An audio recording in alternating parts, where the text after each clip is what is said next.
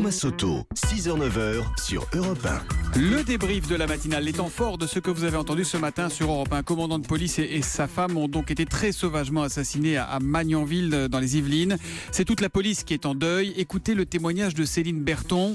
Elle est la secrétaire générale adjointe du syndicat des commissaires de police et elle était à 7h45 mon invitée pour l'interview Vérité d'Europe 1. La manière dont les choses se sont passées hier soir nous laisse malheureusement confirmer qu'ils ont été ciblés parce qu'ils étaient avant tout policiers.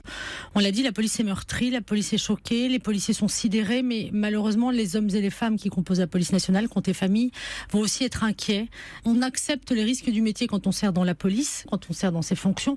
On n'accepte pas d'être poursuivi dans sa vie privée et on n'accepte assurément certainement pas qu'on s'en prenne à sa famille. Alors les policiers d'élite du RAID se sont rendus très rapidement sur place dans les Yvelines hier soir, mais ces interventions sont toujours très sensibles. C'est ce que nous expliquait Laurent Combalbert. Il est lui-même ancien négociateur du RAID. Il était à 6h45 dans Europe 1 vous répond. Sur ce type de situation, on n'a pas eu d'assaut immédiat. C'est-à-dire qu'ils ne sont pas rentrés tout de suite dans le pavillon, il y avait un otage et il fallait stabiliser. Mais il y a quand même une notion d'assaut d'urgence parce que 2 otages à l'intérieur, ça va nécessiter une opération qui sera pas improvisée, mais dont on n'aura pas forcément une initiative à 100%. Il va falloir agir sans connaître l'exactitude des lieux, sans tout savoir de l'opération, mais il va falloir prendre ce risque. Voilà. Et puis à 6h15 dans le kiosque d'Europe 1, Marion Calais nous présentait Dominique Liège.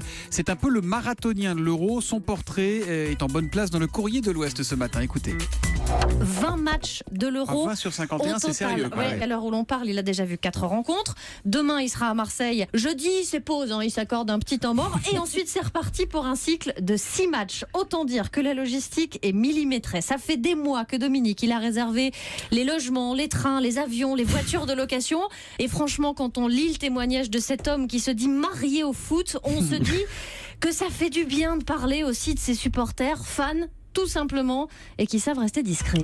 Il n'y a qu'un seul homme qui est encore plus toqué de football, c'est Thomas Touroud qu'on trouvera à 9h02 et qui nous racontera le programme de l'Europe 1 Football Club de cet après-midi. Tout ça, c'est juste après le flash de 9h. À tout de suite.